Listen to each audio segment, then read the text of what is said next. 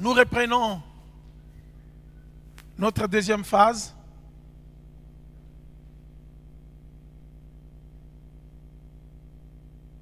Sur l'utilisation des dons spirituels.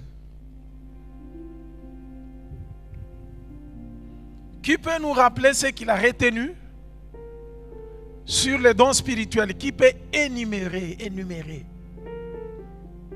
quelques dons spirituels qu'il a retenus et nous dire ce qu'il a compris de ces dons?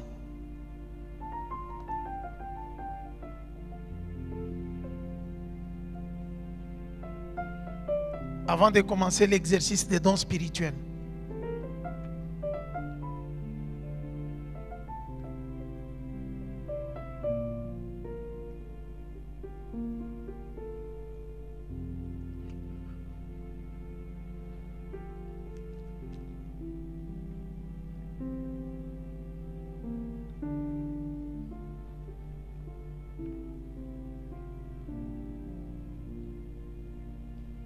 Oui, Cathy.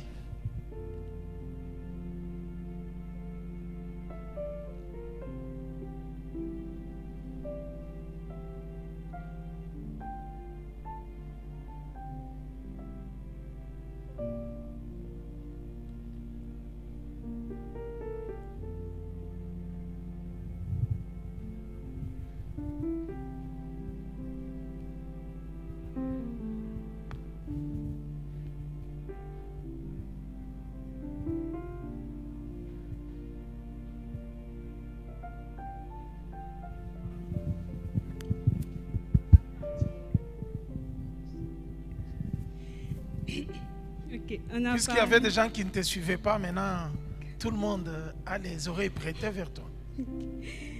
On a parlé du don de libéralité, je disais. C'est celui-là qui soutient l'œuvre de Dieu par des biens matériels. On a parlé du don de prophétie. Au moment opportun. Oui. On a parlé du don de prophétie. On a dit que le prophète, c'est la bouche de Dieu pour l'Église. Il donne le message de Dieu pour consoler, édifier, encourager. On a parlé du don des miséricordes. C'est ceux-là qui compatissent aux douleurs, aux problèmes des autres. On a parlé aussi du don de discernement. C'est celui-là qui sait voir si les choses viennent de Dieu, la parole ou le message donné vient de Dieu, discerner si ça vient de Dieu ou de l'homme. On a parlé de plusieurs dons. On a donné la différence entre le don et le ministère. On a dit que le don, c'est qu'on peut exercer pendant un certain temps, pendant une courte période. Ça peut s'exercer pendant une courte période, pendant qu'un ministère, c'est l'appel de Dieu à vie. On n'entre pas en retraite pour ceux qui ont reçu les ministères. Voilà, c'est tout. Est-ce que nous pouvons acclamer pour eux?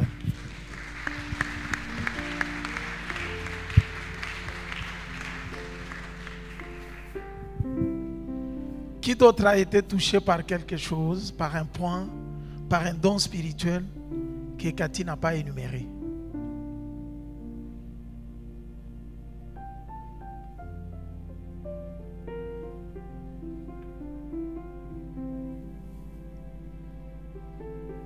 Félicitations Cathy, hein, tu as mémorisé tout en un clin d'œil.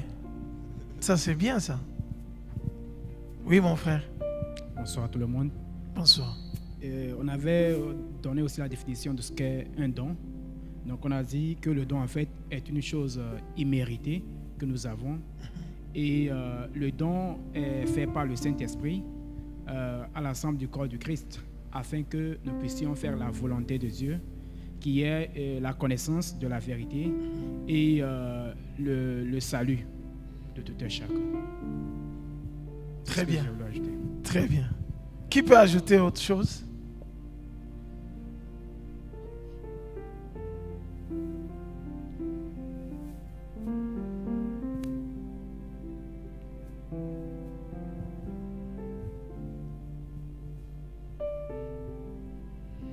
Pour commencer avec l'exercice des dons,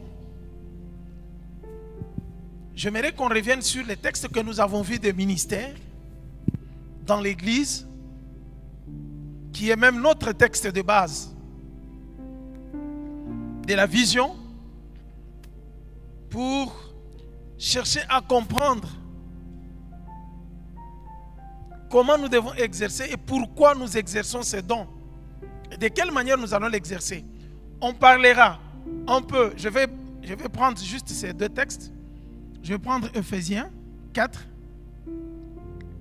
À partir du verset 11, nous allons lire l'enseignement, nous allons lire l'enchaînement. Et c'est dans cet enchaînement que nous allons comprendre ce que c'est que la manifestation des dons que Christ nous a donnés. Et en plus, nous ajouterons un autre texte. Nous allons rentrer encore en 1 Corinthiens pour voir comment nous devons exercer et pourquoi nous l'exerçons. Je prends la version Semeur d'Ephésiens chapitre 4. Nous revenons sur ce que nous avons appelé ministère, le 5. Et nous allons comprendre l'enchaînement et la suite d'idées, pourquoi ces ministères ont été donnés.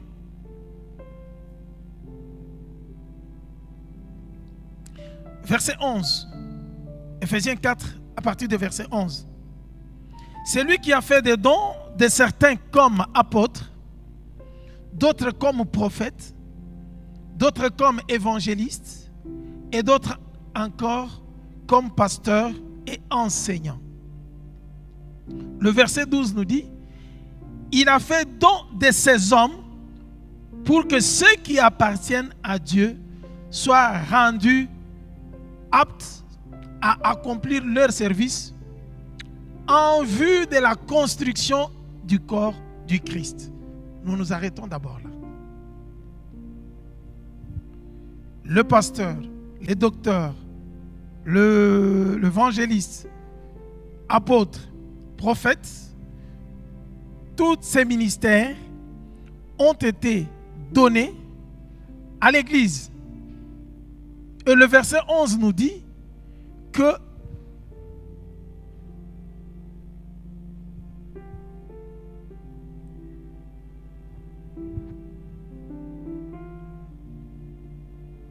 dans le verset 12 nous dit, il a fait don de ces personnes pour que ceux qui appartiennent à Dieu soient rendus aptes à accomplir leur service en vue de la construction du corps du Christ. C'est le verset 12 qui vient nous expliquer que le ministère dont nous parlons ici, ce sont les hommes. Un homme appelé pasteur, un homme appelé évangéliste, un homme appelé prophète, un homme appelé apôtre, un homme. Le verset 12 nous explique que ces hommes sont eux-mêmes des dons. Et c'est différent des dons spirituels que nous avons vus, que nous recevons. Je ne dis pas que ce n'est pas spirituel, mais je vais tout simplement marquer la différence entre ce que nous avons vu en 1 Corinthiens Et ce que nous voyons en Éphésiens 4, que nous avons appelé ministère, on parle de docteurs, de prophètes. Là, on ne parle pas de dons de prophétie, dons de... Je ne sais pas si vous comprenez, vous voyez la différence. Nous avons vu dons de prophétie, dons d'intercession, n'est-ce pas? Dons de guérison, dons d'enseignement. C'est ce que nous avons vu comme dons qu'on nous donne. Maintenant, dans le chapitre 4 d'Éphésiens, on ne nous parle pas de dons.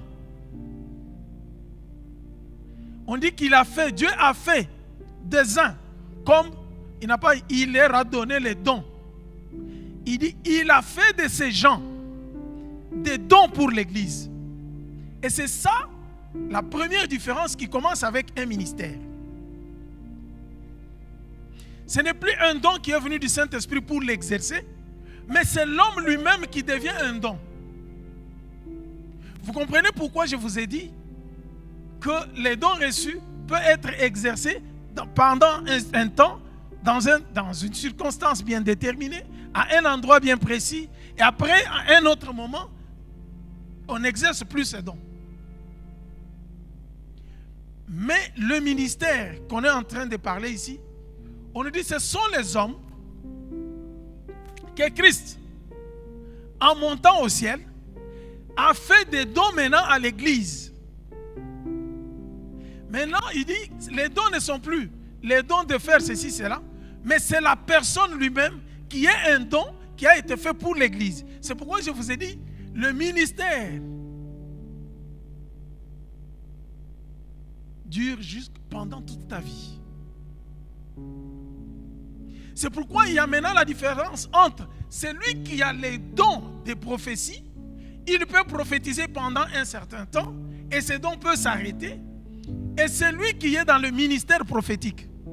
Un ministre est établi en tant que prophète.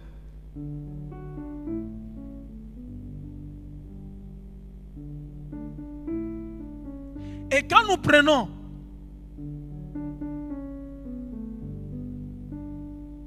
les dons de prophétie,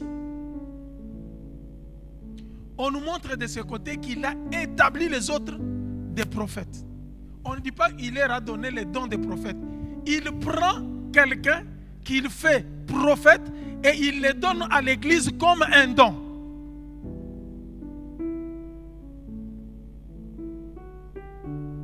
C'est pourquoi,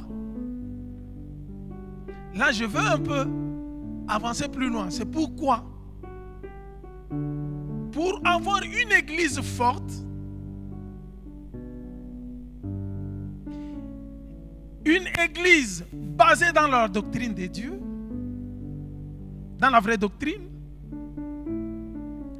une Église forte et puissante qui confesse le nom de Jésus, une Église qui vit la gloire de Dieu, il faut avoir des personnes comme dons établis par Dieu. Pas des gens qui peuvent exercer un petit travail pendant un temps d'une manière sporadique ou temporaire et arrêter. Mais les gens qui sont investis eux-mêmes, corps, âme et esprit, comme nous avons vu au début, dans ces ministères.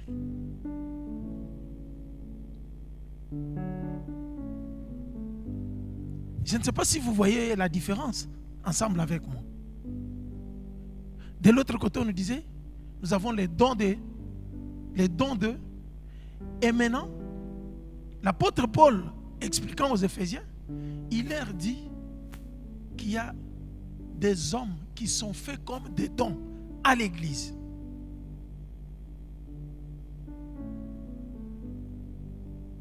C'est comme ça qu'il commence avec les apôtres.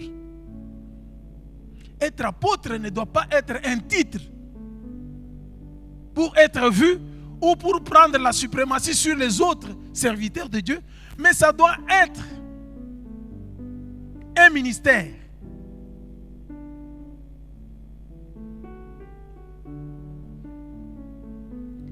À part l'apôtre, dit, il a fait des autres. Faire, Dieu a fait de toi. Dieu fait de quelqu'un ce qu'il est.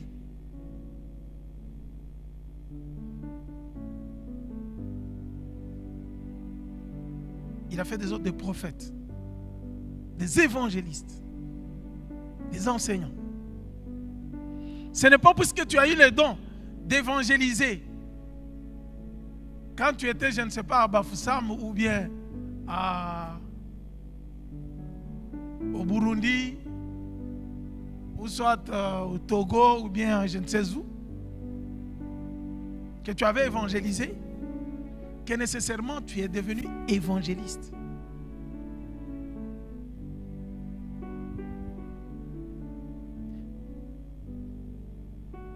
Est-ce qu'il n'y a-t-il pas des dons? Y a-t-il pas des gens qui ont prié pendant qu'ils étaient chez eux? Ils avaient l'envie de prier, impliqués dans la prière. Ils priaient. Même dans l'église, on savait que c'est un intercesseur. Et depuis qu'il est venu au Maroc, il n'est même plus dans l'intercession.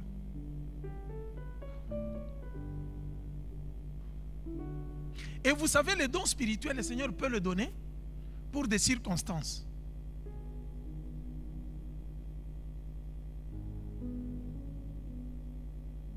Et le principe général que nous devons retenir, c'est que c'est en exerçant que Dieu donne les dons ou révèle les dons et ajoute d'autres dons. Si on n'est pas à l'exercice, si on ne travaille pas, on enterre les dons spirituels. C'est pourquoi un ministre de Dieu ou quelqu'un qui est appelé au ministère, il est toujours à l'œuvre, même s'il a vieilli. C'est ça le ministère.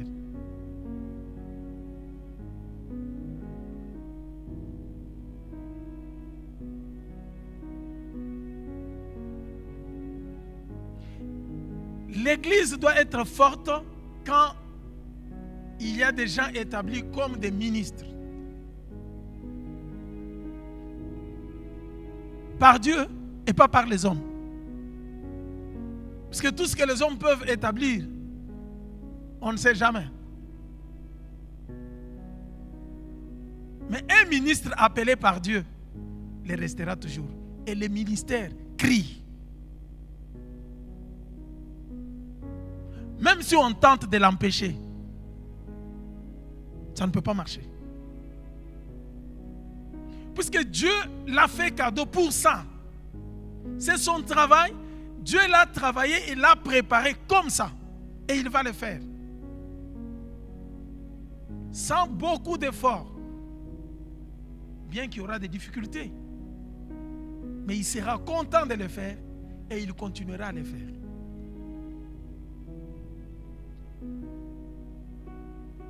La présence de ces gens dans l'église aide l'église. Leur présence, c'est pour édifier l'église. Leur présence, c'est pour enseigner l'église, enseigner tout le peuple qui appartient à Dieu à exercer maintenant leurs dons spirituels. Je ne sais pas si nous comprenons très bien. Les ministres sont là pour que le peuple qui appartient à Dieu soit rendu apte à accomplir leur service. Cela veut dire qu'on peut avoir les dons spirituels dans l'église. On peut recevoir tous les dons.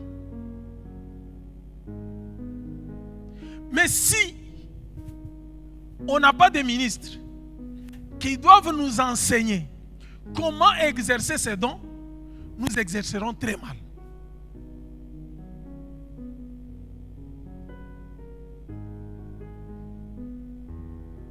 Nous risquons d'exercer très mal et ça va poser des problèmes.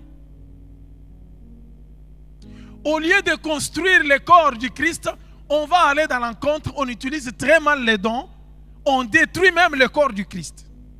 Le verset 12. Ephésiens chapitre 4, verset 12. Suivons attentivement. Il a fait don de ces personnes pour que ceux qui appartiennent à Dieu soient rendus aptes à accomplir leur service. À accomplir leur service. Ces gens-là, ils accomplissent leur service en vue de la construction du corps de Christ. Tous les services que nous devons accomplir avec les dons spirituels doivent être pour la construction du corps du Christ.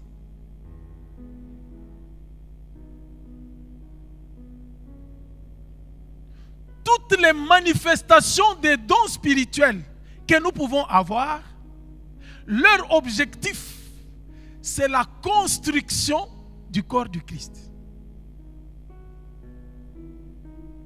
Si les dons spirituels que nous avons commencent à détruire l'œuvre du Christ, nous devons nous poser la question, qui nous servons réellement?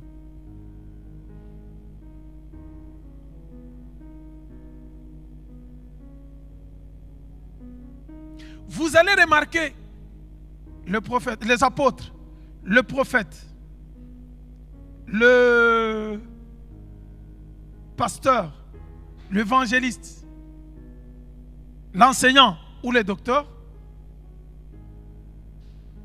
Tous ces dons sont basés sur la parole. Nous avons dit dans l'avant-midi que l'apôtre, quel est le travail de l'apôtre? Qui peut me rappeler? Parmi nous? Voilà. Sa mission est tournée vers où? Vers les gens de l'extérieur, vers ceux qui ne connaissent pas le Seigneur. Quand il leur prêche, ces gens viennent au Seigneur, il bâtit l'église, il a l'autorité de donner la base chrétienne, la base de la vie du Christ, les enseignements du Christ. Il bâtit et construit. Il le fait avec quoi? La parole.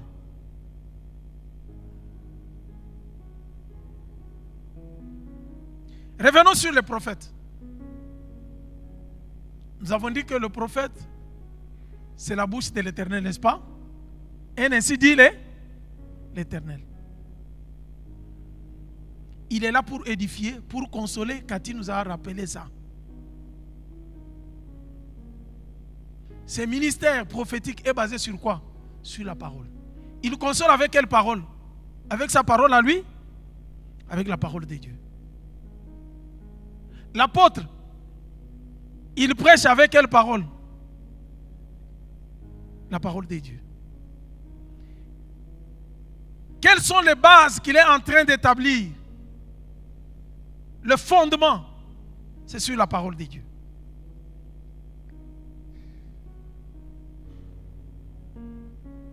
Évangéliste,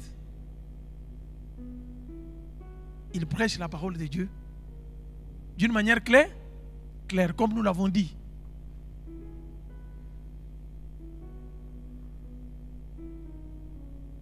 Et appelle à répondre à cette parole, à l'évangile.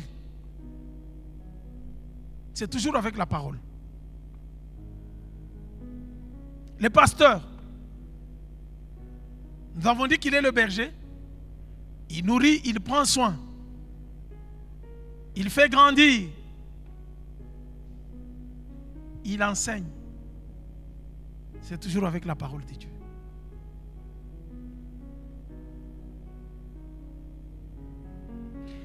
Le docteur ou l'enseignant, il enseigne quoi? Il n'enseigne pas sa vie. Il enseigne la doctrine du Christ. Comme apôtre.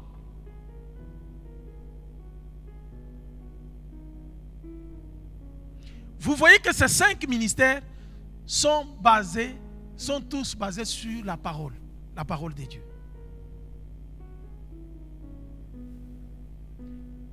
Ce sont des gens préparés en qui Dieu a déjà mis sa parole pour que eux, à partir de la parole de Dieu et de la connaissance de la parole qu'ils ont reçue, qu'ils puissent maintenant enseigner au peuple de Dieu, tous ceux qui sont venus au Seigneur, tous ceux qui ont reçu les dons spirituels. Nous avons vu dans les avant-midi que quand nous venons au Seigneur, le Saint-Esprit vient à nous. Nous recevons le Saint-Esprit et le Saint-Esprit nous amène les dons. Christ donne les dons à l'Église par le Saint-Esprit. Et tout le peuple de Dieu qui vient, qui donne leur vie au Seigneur, reçoivent le Saint-Esprit. Et le Saint-Esprit vient avec les dons spirituels. Avec ce don, s'il n'y a pas les 5 ministères, s'il n'y a pas de pasteurs, s'il n'y a pas des évangélistes, s'il n'y a pas de prophètes, s'il n'y a pas des enseignants, s'il n'y a pas de docteurs, le peuple de Dieu ne peut pas être rendu apte, malgré les dons. C'est comme si vous achetez un téléphone qui n'est pas chargé, alors qu'il est tout neuf. Vous venez avec, on vous dit, vous devez d'abord brancher pour charger, et après avoir chargé à ce moment-là, tu commences à utiliser. La parole de Dieu avec ces gens devient comme la charge qui doit activer pour mettre en marche pour que nous puissions aller. Tous ceux qui n'acceptent pas de se faire enseigner en tant que membres par le ministre établi commettent toujours des bévues.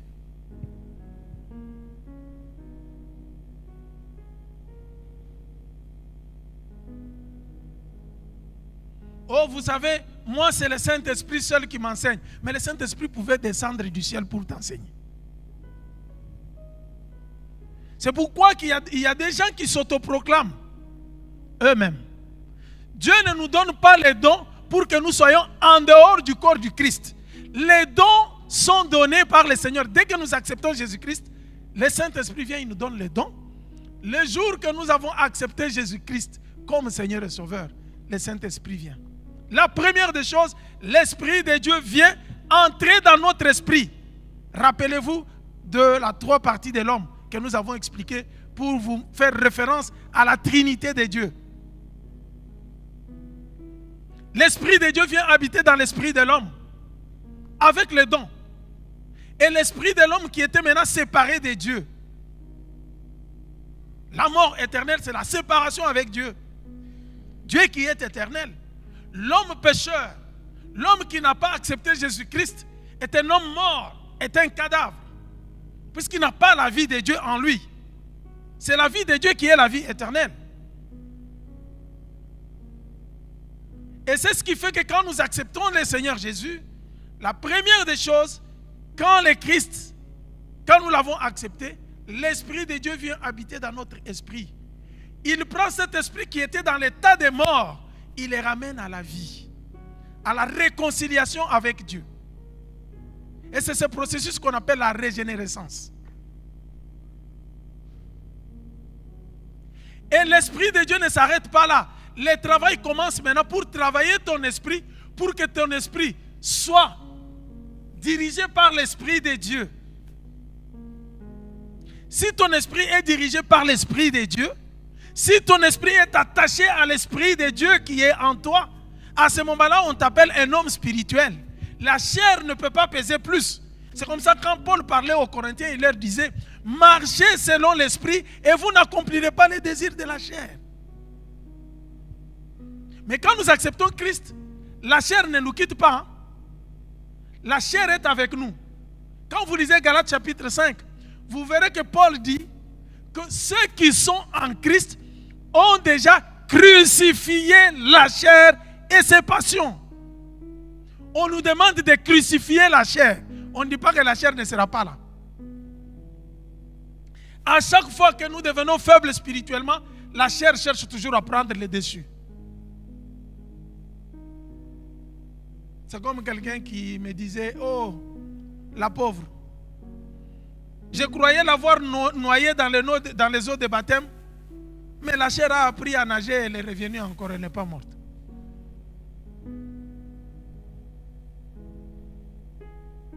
Le premier combat qui commence dans notre vie pour servir le Seigneur, c'est de nous briser d'abord, briser nos désirs de la chair.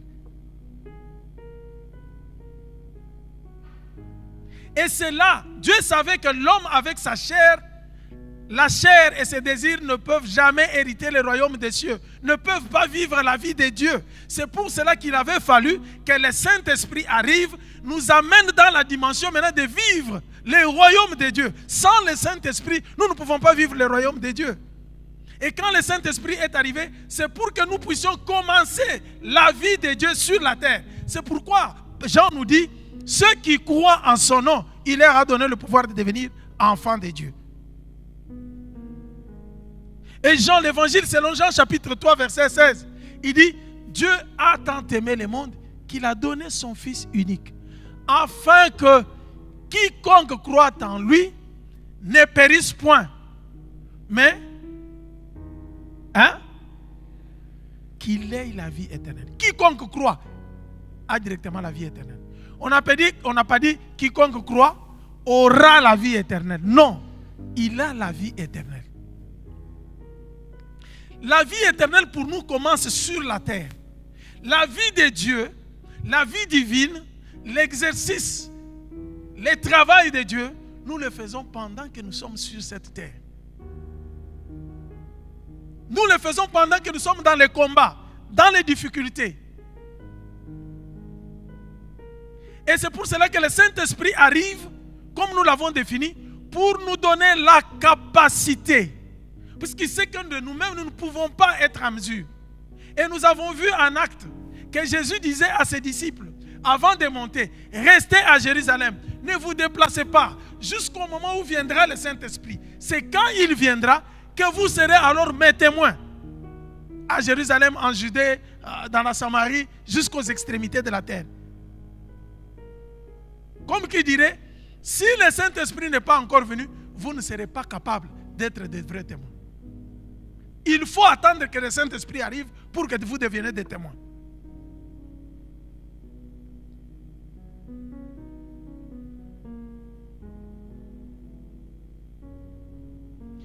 Quand le Saint-Esprit arrive, l'objectif, c'est pour que nous soyons des témoins, que nous puissions annoncer le salut. C'est ce que nous avons dit depuis le matin. Mais comment exercer ça? C'est quand maintenant on nous enseigne. Ce sont les ministres établis, les hommes faits, dont à l'église. Si Dieu a fait quelqu'un don à l'église, c'est-à-dire qu'il l'a préparé toute sa vie, il a investi dans cette personne pour qu'il soit en mesure, même quand Dieu l'envoie quelque part, il ne l'envoie pas par un simple hasard. Il sait qu'il y a des besoins pour lesquels je veux le mettre là-bas, afin qu'il puisse travailler, rencontrer tel, édifier tel, afin que l'œuvre puisse avancer. C'est ce qui fait que même quand vous vous déplacez, ne vous déplacez pas par un simple hasard.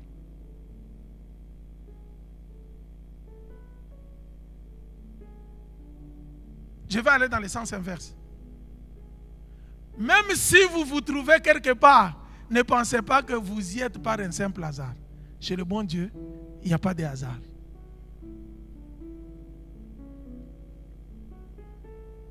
Quand toi tu ne savais pas, Dieu savait que pour ta foi, il va te faire traverser tel pays, tel pays, tel pays. Il va te projeter au Maroc. Et quand tu arriveras au Maroc, il t'enverra à Rabat. À la paroisse de Rabat, tu rencontreras le pasteur Camille, il te parlera comme ça. C'est pourquoi acceptez-moi et supportez-moi.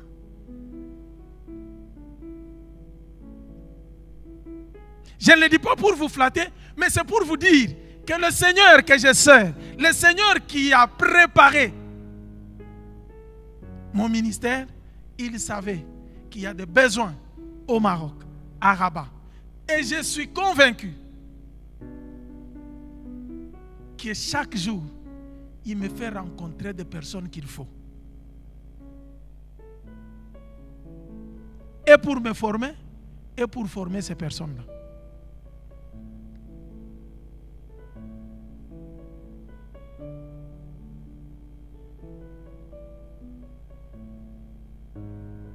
Et je voulais encore avancer pour dire que même si vous avez reçu les dons spirituels, vous n'êtes pas apte de servir le Seigneur fait toujours que vous puissiez passer par une formation. Qu'il y ait toujours des gens qui vont vous guider. Même s'il veut vous utiliser puissamment, il met toujours des gens devant vous qui vont vous former. Qu'ils soient faibles, qu'ils soient forts, c'est le Seigneur qui les a établis. Ces gens-là vont vous aider. Il y a des gens, n'est-ce pas qu'il y a des gens qui ont quitté leur famille très très pauvre, où le papa n'est pas riche, et eux ils ont explosé, ils sont devenus plus riches pour aider même toute la famille. Vrai ou faux? Et votre calme commence à m'inquiéter. C'est la digestion, vous dormez ou...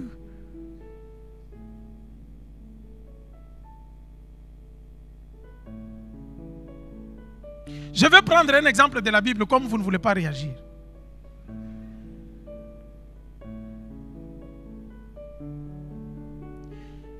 Nous avons parlé de Anne dans les avant-midi et sa rivale Pénina, n'est-ce pas? Anne pleurait, elle n'avait pas d'enfant, elle était stérile. Mais l'efficacité de Anne, c'est qu'elle savait qu'entre ses mains, elle avait une arme efficace qu'elle pouvait manier. C'était la prière. Et je vois dans cette femme une foi ferme, inébranlable.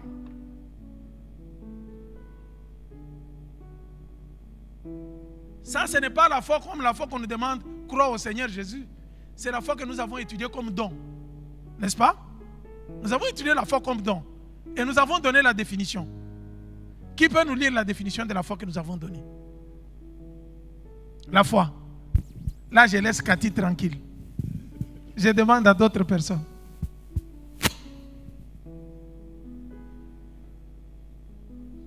Bon, regardez-moi bien, je vais pointer quelqu'un. Si vous ne levez pas les doigts. Kadi, tu peux nous parler de la foi?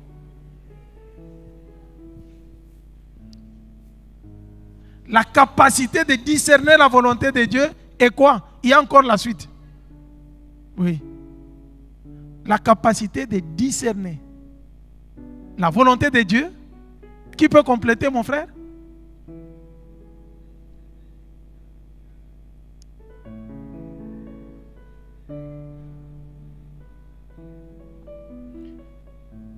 La capacité de discerner la volonté de Dieu et d'être certain qu'il l'accomplira suite à la prière. Même si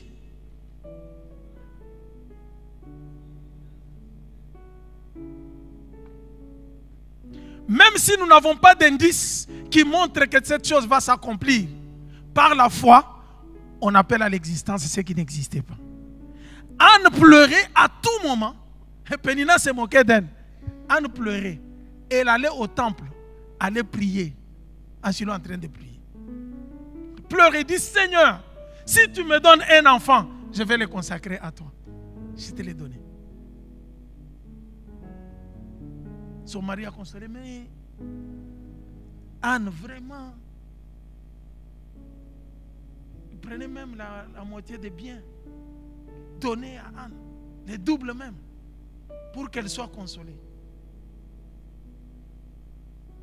Mais Anne allait prier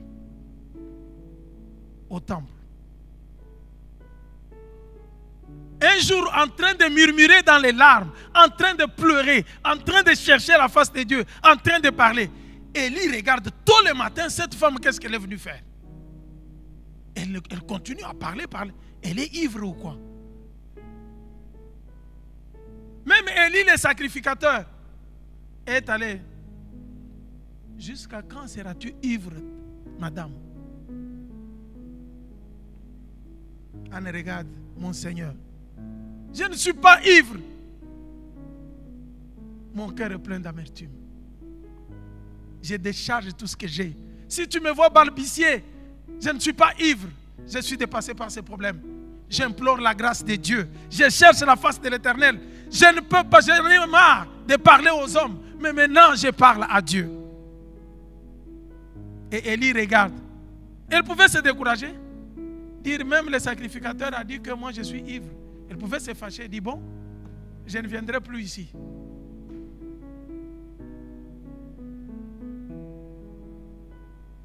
Dès qu'il a parlé au sacrificateur, le sacrificateur lui a dit que le Seigneur écoute ta prière. Anne est allée, elle a conçu. Elle a mis au monde Samuel. Il l'a consacré au Seigneur. Il est allé la déposer au temple. Le petit Samuel grandissait au temple. Avec le prophète Élie, avec le sacrificateur Élie qui était là. Mais regardez le puissant prophète Samuel qui a donné la victoire à Israël pendant toute sa vie était obligé de passer par la formation d'Élie, les sacrificateurs. Dieu appelle Samuel. Samuel, comme il était encore enfant, il grandissait. Il ne savait pas entendre, discerner la voix de Dieu et la voix des hommes. Bien-aimés, au début de notre ministère, au début des dons spirituels, nous avons toujours besoin des encadrants. Vous ne vous faites pas encadrer, vous êtes perdus.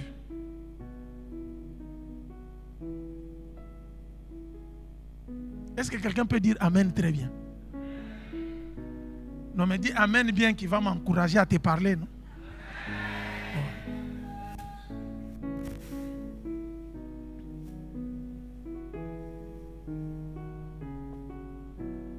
Non, tu sais, moi je suis descendu du ciel. Tu es qui? Je suis évangéliste interplanétaire. Tout serviteur de Dieu doit avoir d'où il vient. Dites Amen très bien. Quand tu es serviteur de Dieu, on doit connaître qui t'avait encadré. Tu as appris auprès de qui? Qui es-tu?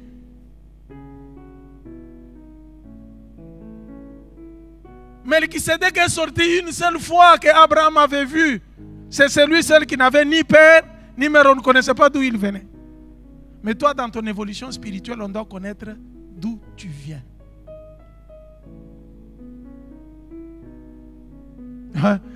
Vous savez, moi, j'ai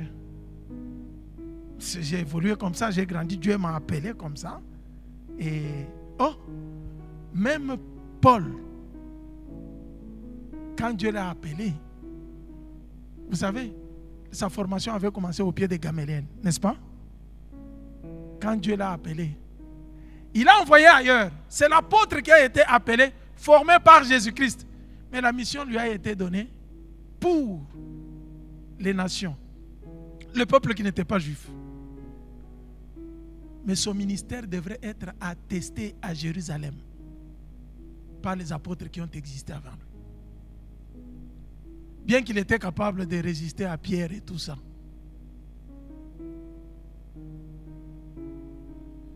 Paul est allé à Jérusalem. Imaginez-vous que quand il priait à l'église de Jérusalem, la Bible nous dit, le Saint-Esprit dit, mettez-moi à part Paul et qui? Et Barnabas, pour la mission pour laquelle je les ai appelés. Il avait fallu que l'église atteste que l'envoi sort par l'église. Il y a des gens qui sont des pasteurs, des prophètes, des bishops, des archibishops, sans être reconnus par l'église. Il dort, il voit quelqu'un qui l'a appelé apôtre, je ne sais pas si c'est les démons, puisque trois esprits peuvent parler à l'homme.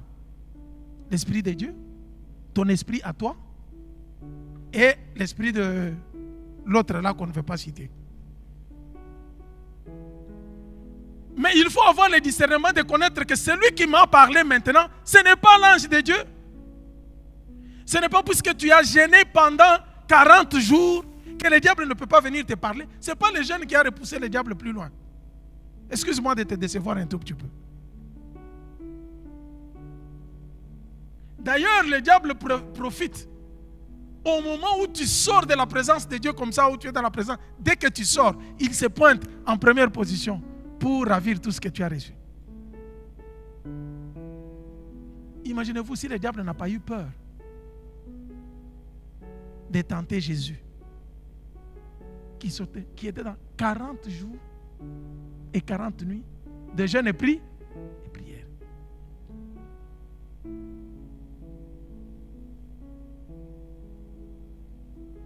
Bien-aimé, dans l'exercice des dons, il faut faire attention avec tout ce que Dieu m'a parlé.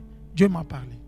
Si tu n'as pas le discernement des esprits, il faut faire attention, faire attention. Et tout ça, si vous n'avez pas eu des encadrants spirituels, vous penserez que les gens cherchent à vous étouffer. Ils sont contre les dons. Je vous dis sincèrement, les dons spirituels sont donnés pour la croissance de l'Église. Et les dons mal exercés peuvent détruire l'Église sérieusement. Les diables, ils profitent, ils donnent seulement l'ignorance. C'est pourquoi la Bible nous dit, mon peuple périt faute de quoi? Des connaissances. Le diable ne veut pas que les gens puissent connaître. Il veut que vous puissiez évoluer dans cette ignorance, commettre des bévues, des dégâts qui feront qu'au lieu que vous puissiez avoir la bénédiction, pour avoir détruit, vous recevez la malédiction. Là, le diable est content. Il faut faire attention.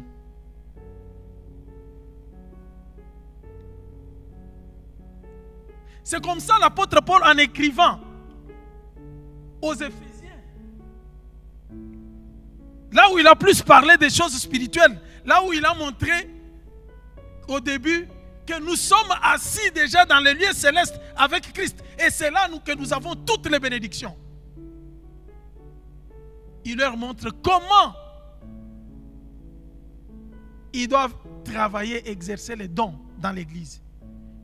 Il dit non, il y a des gens, Christ qui est monté, le maître de l'église, n'a pas abandonné l'église. En montant au ciel, il a fait des dons à l'église. Il a donné certaines personnes pour que ces gens puissent rendre apte le peuple de Dieu à servir, à accomplir leur service. Si tu as les dons spirituels et que tu n'es pas enseigné, tu es inapte à accomplir le service. Ton service à toi, pas le service de l'autre, ton service à toi.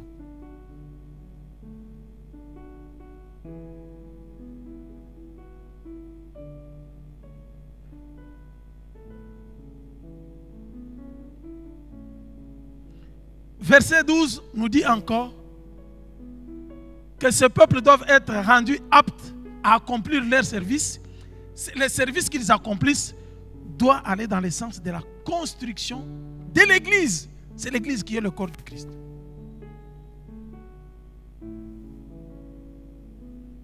Que chacun se pose la question intérieurement. Est-ce que l'exercice des dons spirituels que j'ai fait, c'est pour la construction de l'Église ou je le fais dans le sens de la destruction de l'œuvre de Dieu? Si je suis dans l'autre sens, dans l'inverse, dès ce que la parole de Dieu dit, aujourd'hui, je prends la décision de changer. Surtout la jeunesse, je vous dis sincèrement, les diables, Dieu veut utiliser la jeunesse pour un avenir meilleur, pour une église forte. Parce que l'église forte, c'est la force de la jeunesse. Le cœur de maman. Et vous savez ce que le diable va faire? C'est au milieu des jeunes qu'il va chercher à avoir, à s'aimer de la mauvaise. Si les jeunes n'aiment pas la parole, n'étudient pas la parole, ne dévorent pas la parole, ne cherchent pas à bien comprendre la parole, ils seront comme des petits enfants emportés à tout vent de doctrine. Quand on vient, on dit la Trinité est diabolique. Pourquoi on t'a parlé d'un Dieu trinitaire? Tu dis, tu sors aujourd'hui, tu vas chercher là où il y a la Trinité. Je connais les jeunes gens avec qui on a grandi. On les voyait très zélés dans la foi avec tout ce qu'ils faisaient. On croyait que c'était les gens trop spirituels. Un jour, je les retrouve. Je dis, mon frère, tu es où? Il dit, ah. Tu sais, moi, j'ai déjà quitté vos églises là. Nos églises, pourquoi? Il dit, vous savez que vous tous là dans l'église, vous irez dans l'enfer. Il faut faire attention avec des gens qui font des déclarations très fortes comme ça. Les gens qui se mettent directement à la place de Dieu. Il a déjà condamné tout le monde. Vous autres là, vous êtes de l'enfer? De l'enfer. Toi, tu as pris la chaise de Dieu, quoi. Tu connais déjà. Et Pourquoi? Oh, puisque vous avez été baptisés au nom du Père, du Fils et du Saint-Esprit. Vous n'avez pas le pardon des péchés. Il dit, c'est vrai. Oui. Moi, j'ai dit, ah bon? J'ai accepté Jésus ou je n'ai pas accepté? Il dit, mais tu l'as accepté. Les baptêmes, mais les baptêmes que tu as eus. J'ai eu pitié. Non, je suis allé dans le message du temps actuel. Parce que là, on m'a baptisé au nom de Jésus et mes péchés sont pardonnés. J'ai dit, ah bon? Montre-moi dans la Bible là où on vous a dit que c'est le baptême qui te sauve. La prononciation qu'on fait par celui qui te baptise là. Même si tu as été baptisé par un archibishop, même s'il a déclaré, même si le ciel s'est ouvert, tu es allé dans l'eau, tu es sorti. Si tu n'as pas changé, s'il n'y a pas eu la repentance sincère, ce n'est pas la formule prononcée qui va faire quelque chose. N'est-ce pas que tout le monde dit sans effet au nom de Jésus, n'est-ce pas? Est-ce que tous ceux qui disent sans effet, réellement il y a toujours sans effet? Demandez aux fils de Séva, ils vont vous dire. Ils ont vu Paul chasser les démons au nom de Jésus, chasser les mauvais esprits. Et aussi ils sont partis, sans réellement Jésus. Ils arrivent devant les mauvais esprits. Nous te chassons au nom de Jésus que Paul nous a prêché. Le mauvais esprit a dit, ah, d'accord. Moi je connais Paul. Je connais Jésus. Mais vous là, bien-aimés, si on n'a pas réellement Jésus, ce n'est pas la formule prononcée par quelqu'un d'autre qui va nous changer ou qui va nous sauver. Il faut que toi tu rencontres ce Jésus-là, qu'il change et qu'il transforme ta vie, que tu commences une nouvelle vie, une vie de Dieu. À ce moment-là, le salut est assuré. À ce moment-là, tu peux crier, même si tu allais mourir. Si tu l'as accepté comme Seigneur et Sauveur, il te dira comme le malfaiteur à la croix, ce soir même, tu seras avec moi au paradis. Il n'a pas eu le temps d'être baptisé. La repentance sincère, si tu n'as pas la repentance sincère, même si tu es entré dans l'océan Pacifique, même si on t'a plongé dans la mer Méditerranée, croyant que c'est la profondeur de la mer qui va emporter les démons. Rien. Celui qui s'est bien repenti, qui est ici, qu'on a baptisé dans notre piscine ici, verra le Seigneur aujourd'hui.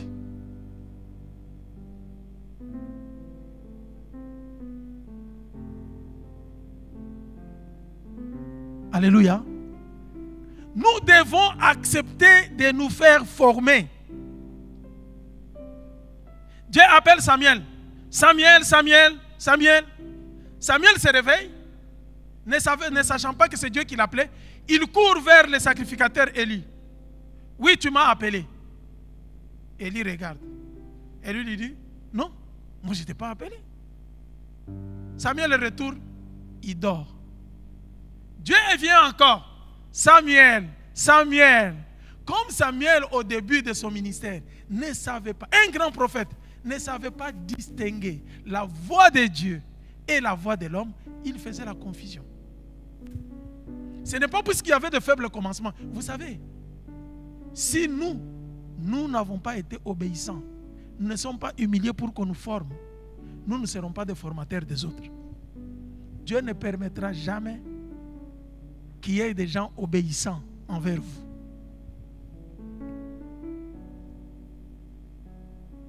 Jusqu'au moment, la troisième fois, Samuel allait toujours faire des tours. La troisième fois, Élie discerne, il comprend. Il dit, ah, non, Dieu est en train d'appeler ce petit garçon. Il ne connaît pas. C'est comme ça qu'il vient toujours auprès de moi pour répondre.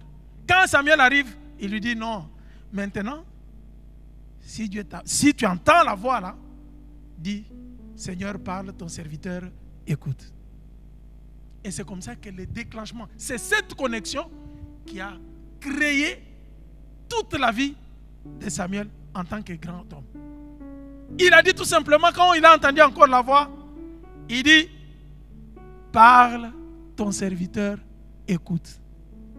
Dieu commence par lui révéler les choses qui vont arriver en Israël. D'abord en commençant par la maison de son père Élie, qui lui a montré les dieux.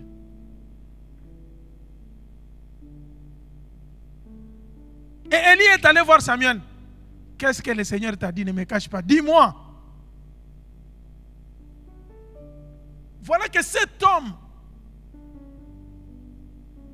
qui était le grand prophète, Dieu accepte qu'il passe par un prophète, un sacrificateur faible qui n'avait même pas su bien éduquer ses enfants qui étaient au service du Seigneur. Parce que les enfants d'Élie, Ophné et Phiné, qu'est-ce qu'ils faisaient? Quand on vient donner les offrandes pour le Seigneur, ils commençaient à prendre les choses, les viandes qu'il faut pour consommer pour le Seigneur. Ils piquaient la fourchette, ils prenaient, ils mangeaient tout ce qui était la part du Seigneur, ils mangeaient. Ils ont commencé à faire du désordre, même à coucher avec les gens au temple. Coucher avec les filles qui venaient et les femmes. Ça, le Seigneur en avait marre. Élie était déjà vieux, fatigué du travail. Il ne savait pas être rigoureux envers ses enfants. Il dit, bon, ce sont les sacrificateurs, Dieu verra. Et quand la sentence est arrivée, ça a été trop dur. Vous savez que la Bible permet que si on fait du mal, qu'on nous punisse par l'Église. Je sais qu'il y a d'autres personnes qui n'acceptent pas ça. Si l'Église vous a déjà puni, sachez très bien que Dieu vous préserve. Lisez très bien la Bible.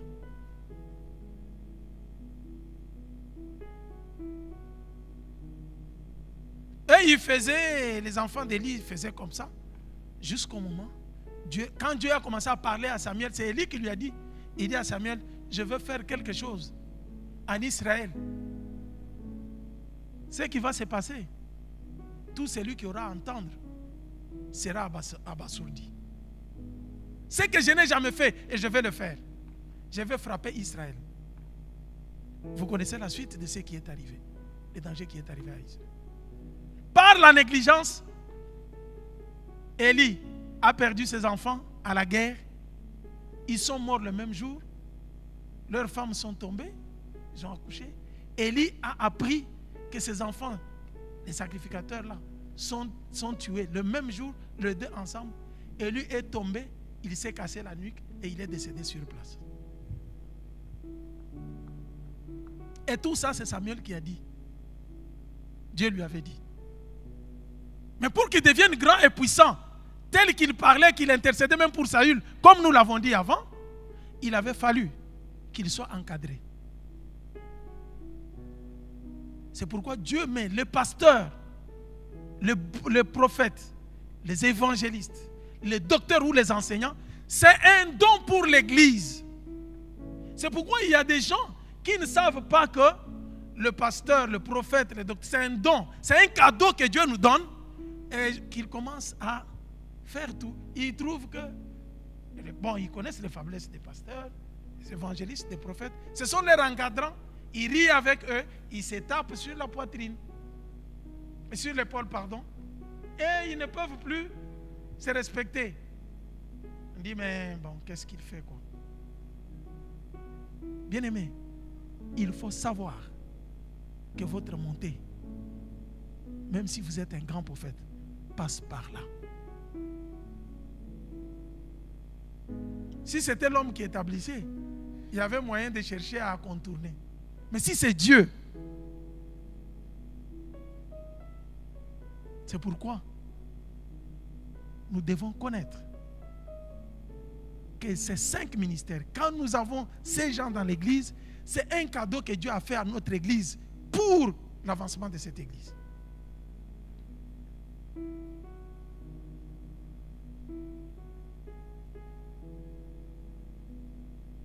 C'est pour notre édification. C'est pour qu'on nous rende capables de servir Dieu de la façon que Dieu le veut.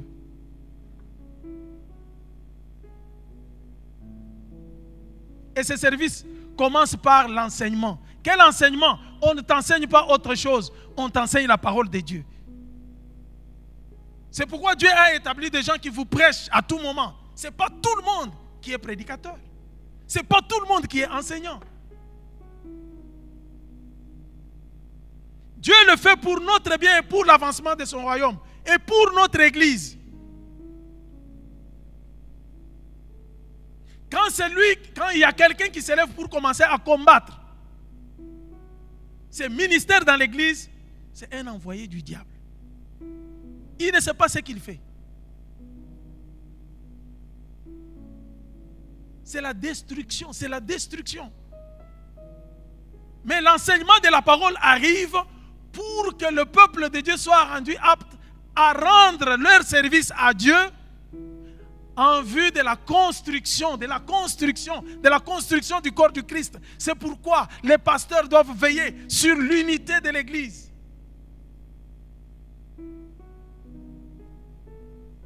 Tous ceux qui sont au ministère de la parole doivent enseigner l'unité dans l'Église. C'est quand l'Église est unie qu'il y a des miracles qui se produisent, qu'il y a des dons spirituels qui arrivent là.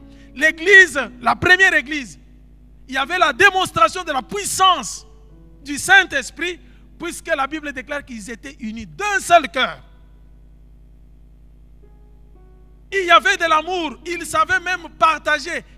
Chacun prend les biens qu'il a, il amène pour qu'on puisse partager avec celui qui n'en a pas.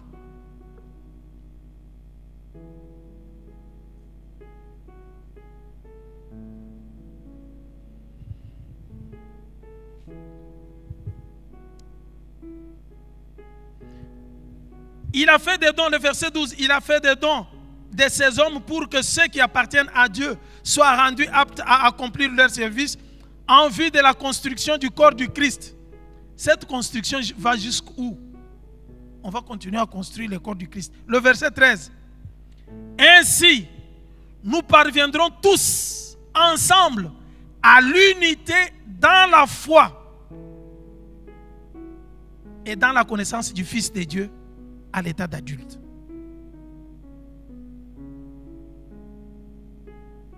Il n'y a pas seulement la construction du corps du Christ, mais on veille à l'unité. Tout exercice des dons doit travailler, doit être au service de l'unité de l'Église et de la connaissance du Christ.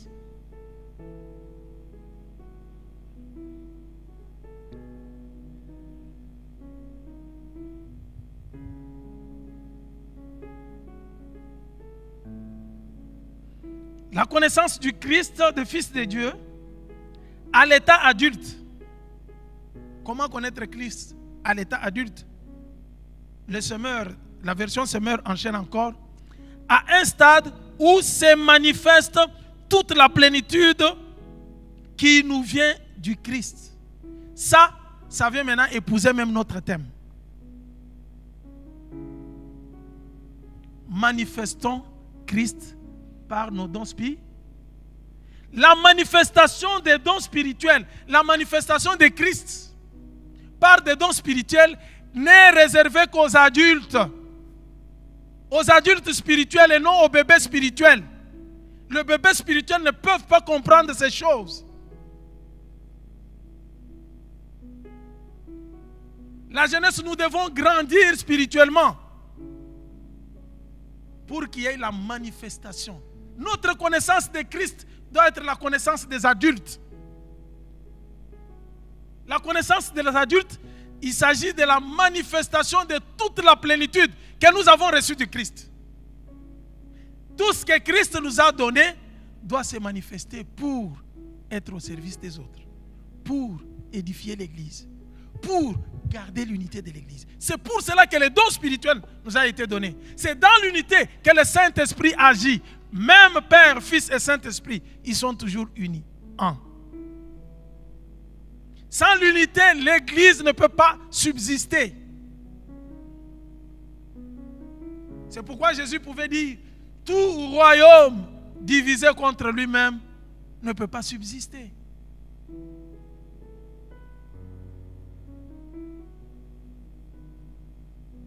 Nous devons travailler la jeunesse pour garder l'unité de l'Église. Les dons spirituels qu'on nous a donnés, c'est pour nous mettre au service des autres. Dieu fait que dans l'Église, il y ait toujours l'interdépendance. Personne ne peut se dire, il n'y a même pas la comparaison des dons. Puisque celui qui est pasteur, celui qui est appelé au ministère de la parole, il est plus que tout le monde. Non! Ce n'est pas puisque je vous prêche la parole que je suis plus que tout le monde. Devant Dieu, même celui qui est à la porte en train d'accueillir, même celui qui est à la cuisine qui a préparé pour nous. D'ailleurs, vous savez que l'apôtre Paul dit, je ne veux pas que nous soyons beaucoup d'enseignants, n'est-ce pas? Beaucoup de prédicateurs. Pourquoi? Puisque nous serons jugés pour tout ce que nous avons annoncé comme évangile. Quel est l'évangile que nous avons annoncé au peuple? C'est pourquoi je vous dis, mon frère, n'envie pas la chair. Si vous n'êtes pas appelé au ministère de la parole, ne cherchez pas à faire la concurrence. Vous vous tuez.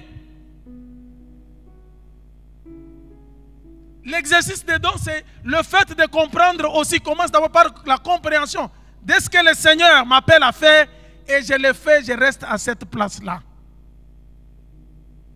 Ce n'est pas chercher à envier l'autre.